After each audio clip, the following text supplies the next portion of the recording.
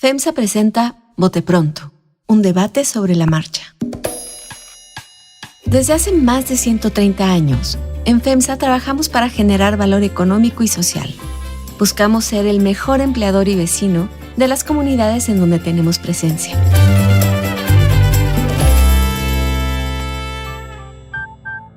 ¿Qué tal? ¿Cómo están?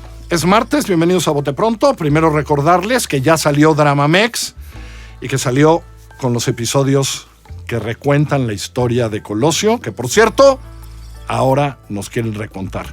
Dramamex, búsquelo, escúchelo, está en todas las plataformas. Hoy, martes, Bote Pronto. Salvador Camarena, ¿cómo te va? Muy bien, ¿cómo están todos? Señor Carlos Heredia, ¿cómo le va? Saludos a todos. Eso. María Scherer. Todo bien, estoy helada, pero bien. Hace frío, hizo más frío ayer que hoy, pero sí está haciendo frío otra vez. Ayer estuvo duro. Pues ya tenemos Plan Michoacán. Pueden estar ya tranquilos los michoacanos. María Scherer, ya hay Plan Michoacán. ¿Qué has visto del plan? Ya hablaremos que a Salvador Camarena no le gustó mucho, según pudimos leer en su artículo de hoy, pero ¿tú qué piensas del Plan Michoacán? Tampoco, por lo que leí. No, yo tengo preocupaciones nada más. Pues yo diría que Michoacán nos importa como por ciclos, ¿no? Y otra vez estamos en uno de esos ciclos donde otra vez es prioritario para el gobierno federal. Porque no es el primero, ni el segundo, ni el tercero. Es el cuarto Plan Michoacán que hay.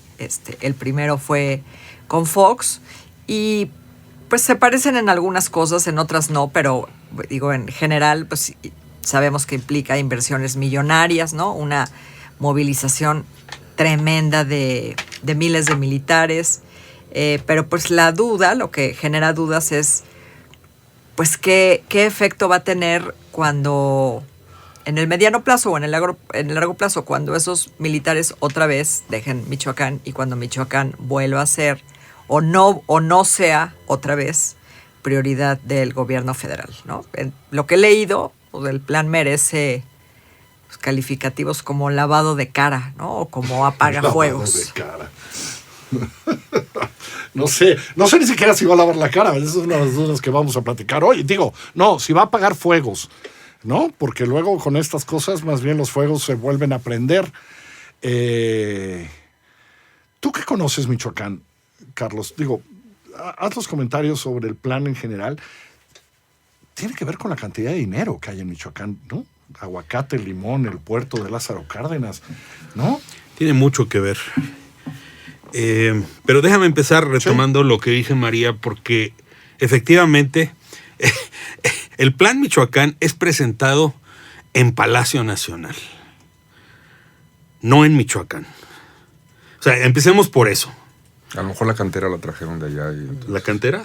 Pues a lo mejor. Sí, a mí me parece un poco eso como de redes sociales, eso de, fue en Palacio Nacional. La presidenta tenía cosas que hacer esos días aquí. Bueno, pero digamos, sí es un plan desde una matriz, pues ni siquiera federal, sino más bien centralista, que está pensado, yo diría, y sí es para lavar cara, más para rescatar a los gobernantes que para transformar cosas abajo.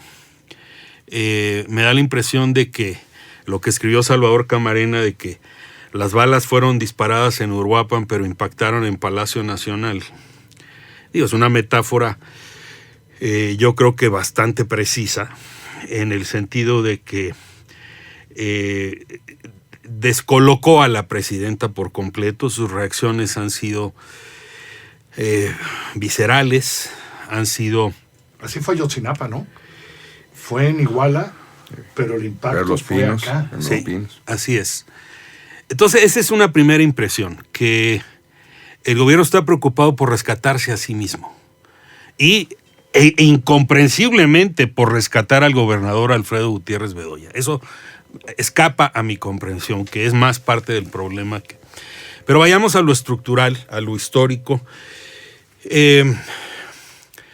Michoacán tiene una característica peculiar, una paradoja, una contradicción estructural muy fuerte, que si lo vemos en ingreso por habitante está como en el lugar 26 del país. Solo están abajo pues Veracruz, Chiapas, Guerrero, Oaxaca, en alguna ocasión Puebla, etcétera. Pero, sin embargo, tiene bolsones de riqueza. Es un estado de bajo ingreso, pero con bolsones de riqueza importantísimos. Uno es el aguacate, cuya exportación vale $3,000 millones al año a Estados Unidos, al Super Bowl, al 5 de mayo y todo esto. Otros son las moras en la zona de Zamora. Otro es el puerto de Lázaro Cárdenas. Otro es la madera en los bosques de conífera. Y sin embargo, el ingreso promedio de los trabajadores michoacanos es de los más bajos del país. Es decir, quienes trabajan en la zona de generación de valor ganan muy poco. Esa contradicción es brutal. Pero el crimen organizado, pues hace tiempo ya que ubicó, dijo, a mí me toca parte de este negocio. Y si ArcelorMittal es la acerera número 1 del mundo, Maersk es la naviera número 1 del mundo, Hutchison Port Holdings, que opera Lázaro Cárdenas, es la operadora portuaria número 1 del mundo. Las tres están en Michoacán. Ahí hay mucho dinero. El crimen decidió que quería su rebanada hace ya tiempo. Lo han logrado en los tres casos. Extorsionan a la minera, se llevan una parte del negocio, controlan el puerto en lo que es el trasiego de precursores químicos de fentanilo, al igual que en Manzanillo. Extorsionan a los productores y a los empacadores de aguacate. Sí, algunos distribuidores también deben y también sufrirla, algunos ¿no? distribuidores. Entonces, pues sí, tenemos esa situación paradójica de que hay mucho generación de dinero en Michoacán, que por cierto no llega abajo, no parece permear hacia abajo. Entonces tenemos esta situación dramática en donde las bandas criminales han empezado a formalizar su pertenencia a la economía legal. Porque se empiezan a quedar con huertas, se empiezan a quedar con una rebanada de la mina, ya legalizados. Y uno pensaría que se están empezando a quedar con las autoridades.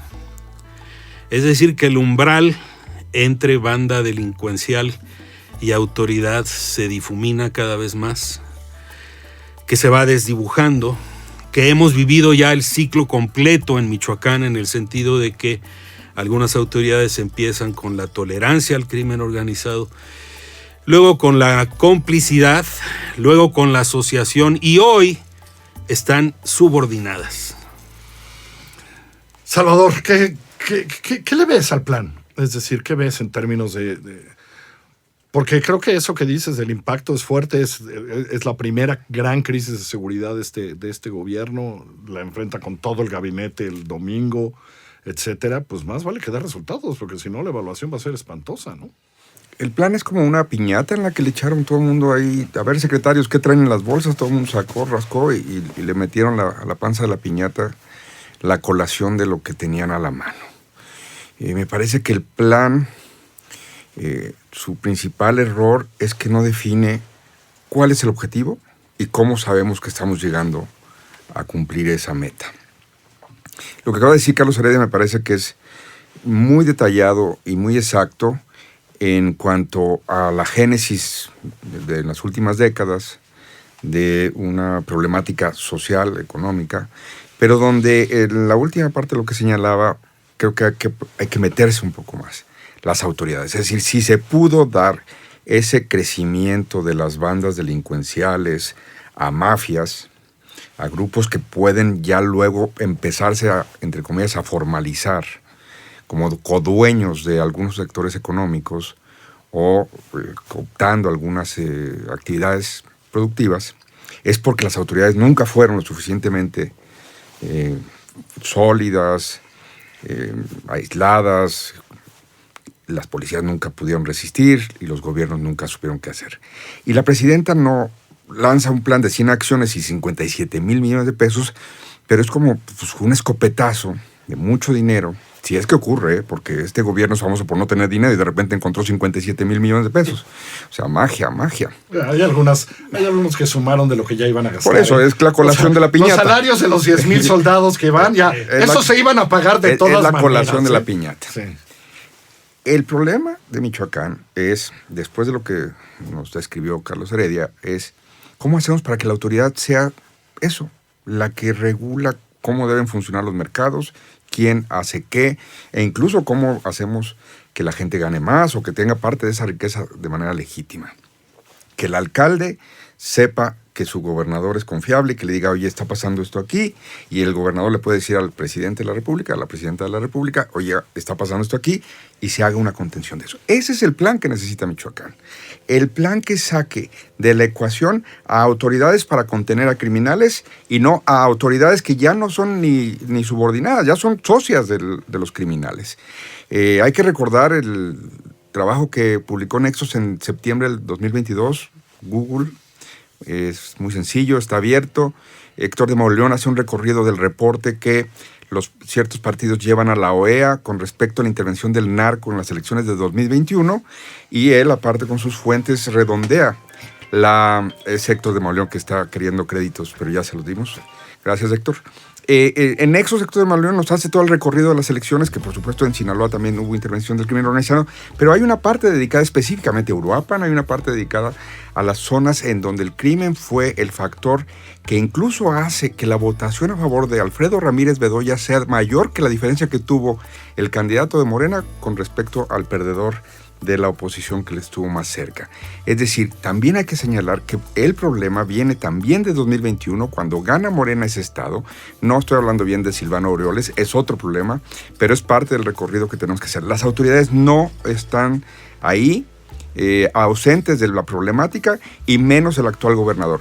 Mientras la presidenta no vea ese elefante que tiene en el patio del Palacio Nacional, ya que no quiso ir a Uruapan o a Morelia, mientras no vea que el gobernador no podía estar en esa presentación, porque el gobernador no puede estar aislado de ese problema que se ha incubado por lo pronto los últimos 4 años, en donde él ha sido el factor supuestamente de poder. Entonces la verdad que eso van a ser 57 mil millones de pesos, creo que más de contabilidad que de realidad, que quieren salvar a la presidenta de la crisis, a nadie más. Yo no estoy muy de acuerdo en esas cosas. Yo matizaría muchas cosas, porque yo creo que sí, Ramírez Bedoya y tal, y los presidentes municipales, pero podríamos nombrar a 10 gobernadores más que sufren eso y padecen eso, o sea, eso, y a 1,500 presidentes municipales, porque yo sí creo que hay un problema estructural, y por eso volví a hablar del dinero. En esos lugares donde hay tanto dinero, ¿no?, es donde va la gente. Pero la debilidad de presidencias municipales, fiscalías estatales y policías municipales es igual en Oaxaca, nada más que en Oaxaca no hay tanto dinero, ¿eh? Entonces ahí las broncas son por otra cosa. O en Chiapas, en las partes que no hay dinero. O en Colima, cuando te alejas de tal. Es decir, hay un problema estructural que estamos viviendo hace mucho tiempo. Por eso la solución de Felipe Calderón fue mandar al ejército con ciertas reglas. Por eso la solución de Enrique Peña Nieto fue quitar al gobernador y mandar a... ¿Cómo le llamábamos? Al virrey Castillo. Alfredo Castillo. Porque no hay manera, ¿no? Porque un presidente municipal no va a resistir con lo que no tiene ni dinero, ni infraestructura, ni presupuesto, porque no lo tienen. Por cierto, hubo un plan cuando Alfredo Castillo en Morelia. Ese sí, porque ahí sí los ricos dijeron, no, Morelia sí es mi ciudad y tenemos festivales de cine y no sé qué, que funcionó, ¿eh? El plan de Morelia, donde le metieron dinero un poco inspirados en lo que había pasado en Nuevo León, lo que había pasado en Chihuahua, etcétera, le metieron dinero los empresarios morelianos, no sé qué, no sé cuánto, no me acuerdo ahorita cómo se llamaba el plan, y de repente bajó todo eso. Dieron infraestructura, capacitación, boom, boom. Pero no veo. Yo creo que el problema es mucho. No, porque el problema es mucho mayor de quién lo ve. Quita Ramírez Bedoya. No, es un problema estructural, es un problema de. Porque antes tuvimos a Aureoles, creo que hay un Godoy. ¿Quién más está por ahí? Todos igualitos. ¿No? Es un problema de qué les das a los gobernadores como país, pues. ¿Qué les das a los presidentes municipales como país? Ya hace mucho. Ahora sí que desde Calderón, que decían adiós adiós los policías municipales, hubo toda una discusión, etcétera, etcétera. Y yo creo que por eso va a fracasar, porque la federación ya ha intentado solucionarlo, la federación no puede solucionar nada y no hay un diseño estructural diferente para los estados. Él no está de acuerdo conmigo, pero a ver. Le cedo la palabra para que es que mira, exprese su desacuerdo. A ver, lo del dinero, estoy de acuerdo. O sea, donde hay dinero hay más tentación y hay más imbricación del crimen, etcétera. Pero aquí hay un ingrediente distinto, que el presidente municipal de Uruapan no es del grupo político, ni del gobernador, ni de la presidenta. Y el presidente municipal reiteradamente dice: necesito que me apoyen. No lo reciben, no lo escuchan, no lo apoyan. Y ahora empiezan a salir cosas que no digo que sea la primera vez que ocurran, pero el retiro de la Guardia Nacional, el cómo llegó este muchacho de 17 años a donde llegó, y el hecho de que fue abatido en el punto del crimen, cuando ya estaba sometido. Es decir, parecería que el reclamo es ilegítimo, infundado, si viene desde la disidencia política.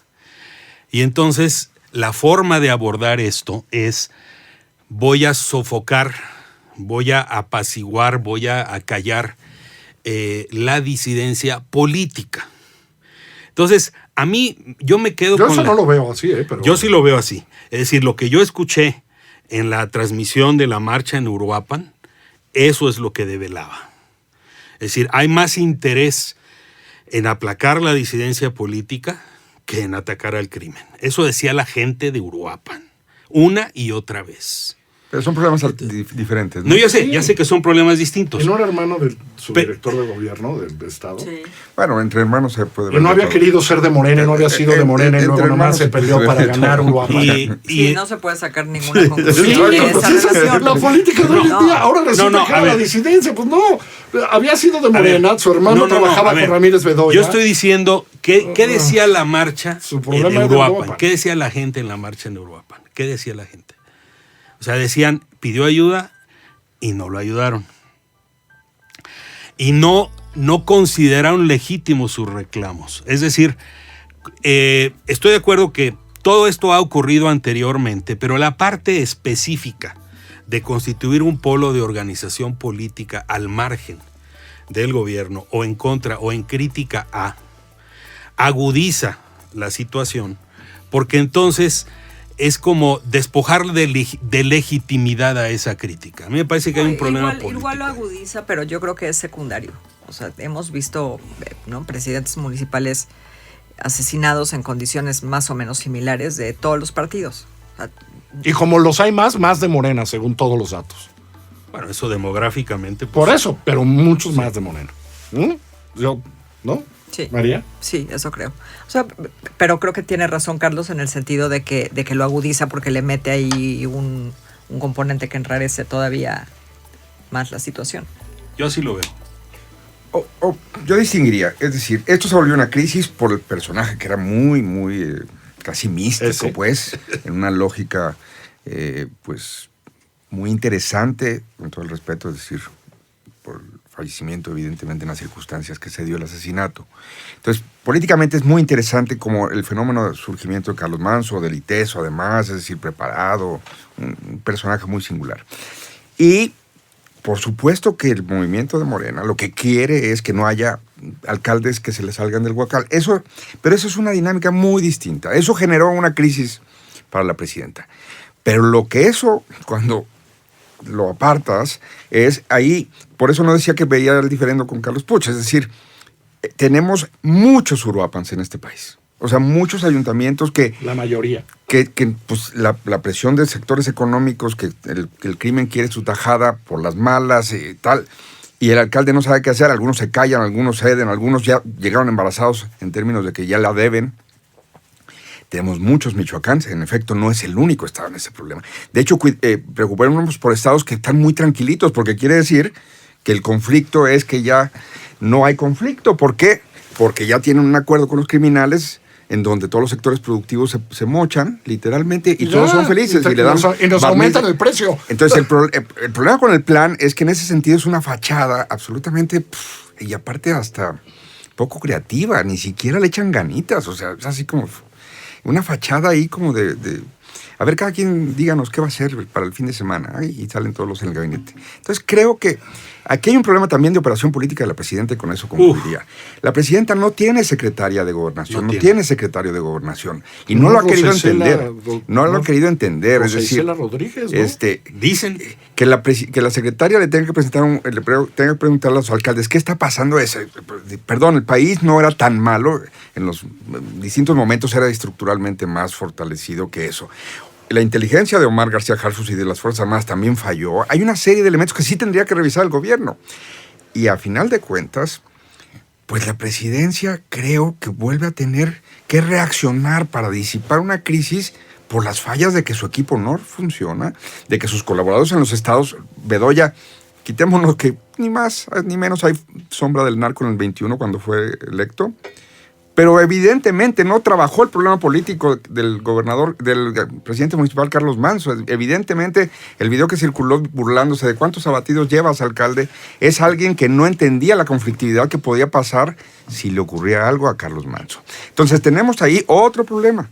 La presidenta, obviamente, se lo hemos dicho muchas veces, no tiene operadores políticos, y ella misma, pues parece que le falta olfato en ese sentido. Y mi último miedo es que 10,000 fuerzas más, la experiencia es que crean más violencia. No, y además, por lo menos en el corto plazo. Y además lo que dice María, y cuando se van esos 10,000, pues...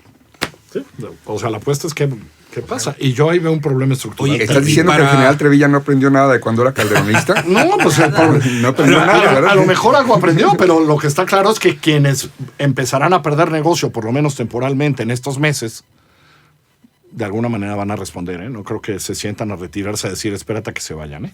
¿No? Oye, y un pie de página. Para abonar a lo que dice Salvador Camarena de que no hay secretaria de Gobernación, citan a los alcaldes de Michoacán en 2 tandas, son 113 municipios, perdón, en lo que aparentemente va a ser una reunión presencial con la secretaria de Gobernación, que termina siendo un Zoom colectivo, grabado, Sí. en donde los alcaldes tienen que decir uno por uno cuál es la bronca. Yo no diría ni mi nombre. Bueno, ahí está. Yo no diría ni mi nombre. Ahí está, así. tú no dirías. Pero todo el mundo sabe quién eres, así que ¡vámonos! No diría ni mi nombre. ¡Vámonos! O sea, imagínate a la secretaria. Gracias, Díganos, Salvador. ¿quiénes son los grupos malosos? Por cierto, él es Salvador Camarena. Empiezo él es a toser Carlos y ya. Heredia y ella es María Scherer. Empiezo a toser. Que les vaya muy bien.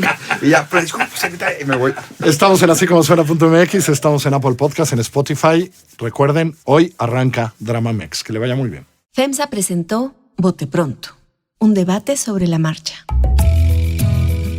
Visítanos en femsa.com y en fundacionfemsa.org.